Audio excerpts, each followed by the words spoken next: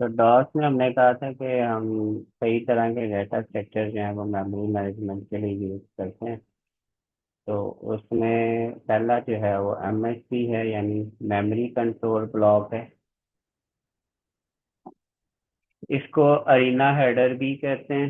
MSB use to control and allocated block in the memory. Use किया जाता है allocated block को memory.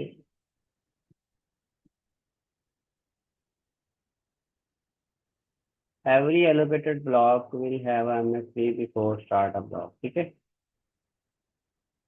तो जो भी ब्लॉक हमें एलोकेट किया गया है उसको स्टार्ट करने से पहले एमएसबी जो है वो उसमें ऐड कर दिया जाता है। ये 16 बिट का जो है 16 बाइट का सॉरी एक स्ट्रक्चर होता है, जिसमें हर बाइट का जो है वो डिफरेंट मीनिंग्स है। जैसे बाइट का ऑफसेट 0 है और contains M. If the MSB controls allocated a memory and C if it controls free space. ठीक है, अगर एम है तो इसका मतलब मेमोरी एलोकेटेड है, और अगर जी है इसके अंदर तो फिर इसका मतलब कि ये फ्री स्पेस है। ठीक है।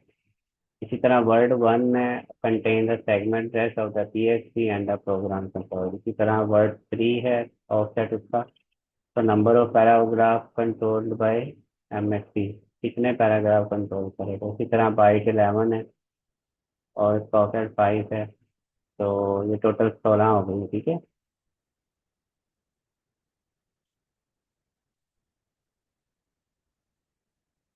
11 हमारे पास ये बाइट्स होगी। ठीक है। और 2 बाइट का एक वर्ड होता है, 2 बाइट एक। ठीक है, कितनी होगी? 11 और 4 15, और एक ये 16 बाइट टोटल होगी। ठीक है। इसी तरह हमारे पास environment block contains the environment information like environment variables and file path for the program. Environment block में क्या होता है? इन्वायरमेंट वेरिएबल्स होते हैं और फाइल पाथ। सीएसवी क्या है? Is situated before the start of the process. तो प्रोसेस शुरू करने से पहले ये मौजूद होता है। Contain the information like disk transfer area and command line parameter वगैरह इसके अंदर स्टोर होता है। तो ये कुछ 4 तरह के हमारे पास जो हैं वो डाटा। इसमें जो है वो एमएसपी को दिखाया गया है कि मेमोरी के अंदर कैसे वो डिवाइड करती है। प्रोग्राम टिपिकली कैसे डिवाइड किया जाता है, एमएसपी को एलोकेट किया जाता है। And MSP controlled environment block the next MSP control the PSP. ठीक है। And it's the last program memory. ये हम पढ़ चुके हैं कि अगर उसमें एम होगा तो क्या मतलब है और जी होगा तो क्या मतलब है। ठीक है। तो ये आगे उसकी ऑर्गेनाइजेशन दिखा दी है हमें करके। उसके बाद आल एम एस बी फॉर्म का चेन, ये चेन की तरह एक दूसरे के साथ कनेक्टेड होती हैं। जैसा first M S non the segment, ऐसा नेक्स्ट एम एस बी क्या मतलब। ठीक है। अगर हमें पहले एम एस बी का एड्रेस पता है तो हम उसके बाद बाकी जो सारे एम एस बी हैं उनके एड्रेसेस निकाल सकते हैं। ठीक है। और क्योंकि एम एस बी प्लस ये एक्सक्लेमेशन के sigma address M S B same rule for, तो एक से हम अगला निकाल सकते हैं। And documentary services can be use to obtain the address of first MSB। और इस तरह से हम first MSB MCB sorry first MCB का जो है वो हम निकालेंगे। ठीक है, सर्विस रिटर्न एड्रेस। और इस तरह से हमारे पास जो है वो हम एक चेन वाइज, यानी एक के बाद दूसरी जो है वो कनेक्टेड होती है। तो अगर हमें एक का पता है तो हम बाकियों तक खुद ही पहुंच सकते हैं। ठीक है, ये बताया गया है। और उसके बाद ये करने की ज़रूरत नहीं है। और आगे आ जाती है नॉन कंटीजियस। पहले हमने पढ़ी थी कंटीजियस मेमोरी, जो कंटिन्यू होती है, लगातार होती है, जिसमें हमने कहा था कि हर जो हमारे पास बाइट है वो अगली बाइट के साथ कनेक्टेड होती है। ठीक है, continuous memory block. Non contiguous क्या है हमारे पास कि इसमें जो हमारे पास मेमोरी है वो कंटिन्यूसली अलाउड नहीं की जाती। ये प्रोग्राम इसका करने की जरूरत नहीं है, मेरा नहीं ख्याल कि इस तरह इसका कोई क्वेश्चन प्रोग्राम वाइज आएगा। It use to same method as discuss in the previous lecture. तो ये मेथड इसका सेम ही है जो कहता है फर्स्ट ड्रेस कैलकुलेट ड्रेस और सब्सिक्वेंट एमसीबी ट्रांसफर। ठीक है, तो कह रहा है कि इसका ड्रेस भी हम वैसे ही निकाल सकते हैं जैसे हम ये वाला जो है वो कंटिन्यूस का निकाला था। ठीक है। जी सर। अच्छा, नॉन कंटिन्यूस एलोकेशन में अर्लियर ऑपरेशन यानी शुरू में जो ऑपरेटिंग सिस्टम थे लाइक डॉस, तो वो कंटिन्यूस मेमोरी यूज करते थे। Program can not be loaded memory if the continuous block of memory not available. ठीक है, तो वो कह रहा है कि इनका तरीकाकार क्या होता था कि अगर मेमोरी में कंटिन्यूस ब्लॉक अवेलेबल नहीं है तो प्रोग्राम लोड नहीं होता था। तो 80286 एंड हायर प्रोसेसर जो है वो सपोर्ट करते हैं नॉन कंटिन्यूस एलोकेशन। ठीक है, तो support the segmentation in protected mode, तो ये सेगमेंटेशन फिर हमें देखनी पड़ेगी। वह सेगमेंटेशन यही थी ना कि जगह जगह पे जो है वो हमारे पास डाटा नॉन कंटिन्यूस फॉर्म में स्टोर होता है। ठीक है, तो फिर जब अगर हम इसे नॉन कंटिन्यूस अलाउ करते हैं तो फिर इसका मतलब कि सेगमेंटेशन जो है वो वहाँ पे आ जाएगी। ठीक है, ये सारे 80286 और उससे हायर प्रोसेसर जो है वो इसको एलोकेट करते हैं, पहले जो डॉस वगैरह थे वो नहीं करते थे। ठीक है, ये समझ नहीं आती। SSC 80 88 इस तरह से ये क्या कोड है या फिर ये क्या है? ये प्रोसेसर के वो होते 80 हैं। 86 ये इस तरह से। ये आपको मैंने शुरू में बताया था कि प्रोसेसर के आर्किटेक्चर्स होते हैं, वर्जन्स होते हैं। जैसे अ, हमारे पास एक चीज बनी है, उसका एक वर्जन है, फॉर एग्जाम्पल उसका वर्जन है 8086। फिर कुछ अरसे बाद उसमें कुछ अपडेट करके उसका वर्जन कर दिया 80286। मतलब उनको कह लें कि अपडेट करके उनके वर्जन्स बना दिए जाते हैं। ठीक है, तो जो हार्डवेयर होते हैं हम जब उनको पढ़ते हैं हार्डवेयर को तो हम किसी एक वर्जन को डिस्कस कर सकते हैं क्योंकि हर वर्जन में डिफरेंट चीज़ें होती हैं। तो ये आपको शुरू में बताया था कि इसमें जो हम वर्जन डिस्कस करेंगे वो 8086 वाला वर्जन होगा। ठीक है, इस बुक के अंदर, क्योंकि डिफरेंट प्रोसेसर्स के आर्किटेक्चर्स और उनके वर्जन जो हैं वो डिफरेंट हैं। ठीक है, आप तो बुक खत्म होने वाली है और अभी आप ये पूछ रही हो 80286 का।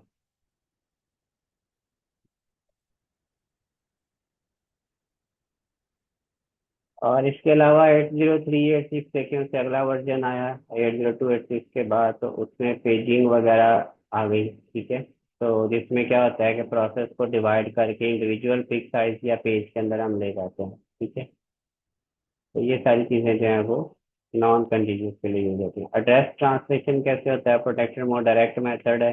सेगमेंटेशन को multiply 10H plus offset of the logical to physical address, ये हम कन्वर्ट करके पहले भी इसका फार्मूला देख चुके हैं।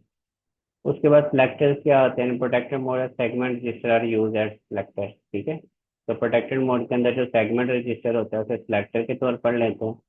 As a name that they are sir used to select the descriptor from the descriptor table. हाँ जी।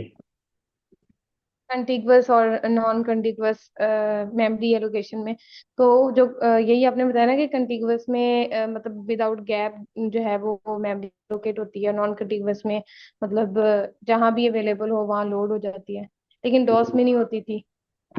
हाँ, डॉस में अगर पहले चेक किया जाता था कि प्रोग्राम अगर 10 MB का है तो वो 10 MB कंटिन्यूस अगर स्पेस अवेलेबल है तो फिर वो प्रोग्राम लोड होता था, अदरवाइज नहीं लोड होता।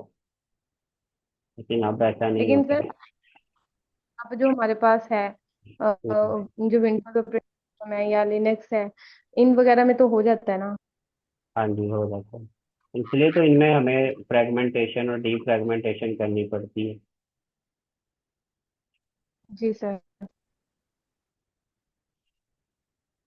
उसके बाद डिस्क्रिप्टर क्या होते हैं? Descriptor describe the memory segment by storing the attributes related to the memory. ये आपको पहले बताया था कि जो मेमोरी हम एट्रीब्यूट स्टोर करते हैं उन एट्रीब्यूट से रिलेटेड एक और एट्रीब्यूट्स कह लें या उनसे रिलेटेड जो इन्फॉर्मेशन स्टोर होती है उसे डिस्क्रिप्टर कहते हैं। जैसे हम डिस्क्रिप्शन लिखते हैं या हमने लाइन ऑफ कोड लिखा और उसके साथ कमेंट लिख देते हैं। ठीक है, इसी तरह जब वेरिएबल्स मेमोरी में स्टोर किए जाते हैं तो उन वेरिएबल्स की डिस्क्रिप्शन बनती है। ये वेरिएबल किस चीज़ से मतलब है, इसे डिस्क्रिप्टर कहा जाता है। ठीक है, तो उन डिस्क्रिप्टर को सिलेक्ट करने के लिए जो हम नेम यूज करते हैं उन्हें सिलेक्टर कहा जाता है। तो ये इंपॉर्टेंट डेफिनेशन हैं सिलेक्टर और डिस्क्रिप्टर की, ये आपसे पूछी जा सकती है। ठीक है, ये दिखाया भी गया है। ठीक है, आगे।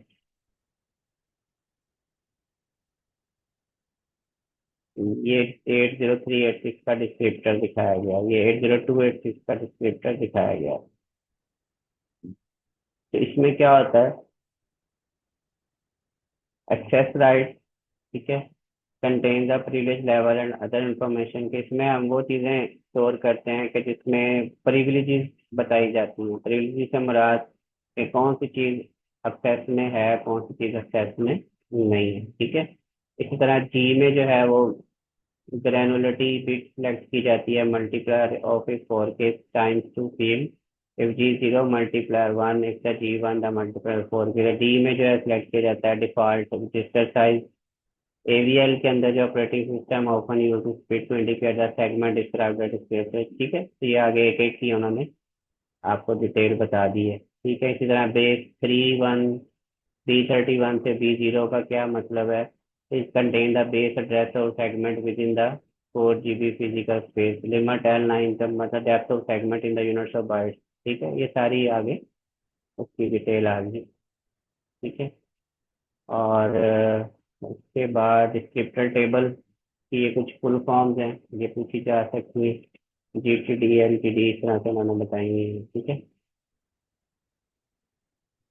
Address translation in protected mode.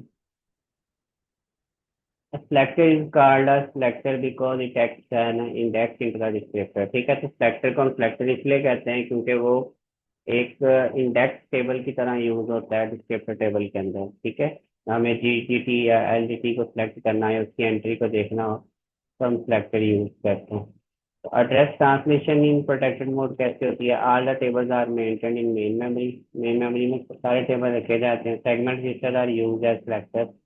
तो सेगमेंट रजिस्टर हमने पढ़ा है कि वो सेलेक्टर के तौर पे यूज होता है। डिस्क्रिप्टर एंट्री को सिलेक्ट किया जाता है डिस्क्रिप्टर टेबल से और इसको प्लेस कर दिया जाता है हिडन कैश के अंदर to optimize the address translation. ठीक है, तो this hidden cache is illustrated in slide below। register is sorted in the lines are hidden are not accessible to any application directly। ठीक है, तो इस तरह से ये इनको प्रोटेक्ट किया हुआ है, ये डॉटेड लाइन के साथ, ये डायरेक्ट एक्सेस नहीं होते। ठीक है, जबकि जो हमारे पास ये वाले हैं ये सारे इनके लिए हम इनको एक्सेस कर सकते हैं। एड्रेस ट्रांसलेशन जी। When a selector is assigned the new value the hardware looks up into the descriptor table. जैसे ही हम जो है वो क्या करते हैं, सिलेक्टर को न्यू वैल्यू को ये साइन करते हैं, तो हार्डवेयर क्या करता है, एक डिस्क्रिप्टर टेबल के अंदर उस डेट एड्रेस को ऐड कर देता है। Limit and access rights to the whenever an instruction is issued the address is referred is translating to physical address। ठीक है, तो जैसे ही वो इंस्ट्रक्शन जो है वो एड्रेस रेफर किया जाता है और उसको वहां से निकाल लेते हैं। तो using the factory offset with instruction base address in the corresponding segment, ये हमारे पास जो है वो इस तरह से हम मूव कर देते हैं उसका एड्रेस AX में। उसके बाद फैक्ट्री ऑफसेट हमारे पास ये वाला, और ये वाला जो हमारे पास एड्रेस। ठीक है, और base with in the cache of the DS and ABS dot address, ये हम फार्मूला इसको यूज करें बेस उसमें जमा करके इसका एड्रेस जो है उसके अंदर स्टोर कर देंगे। ठीक है, और इन इंस्ट्रक्शन मूव DL और ऑफसेट एड्रेस ABP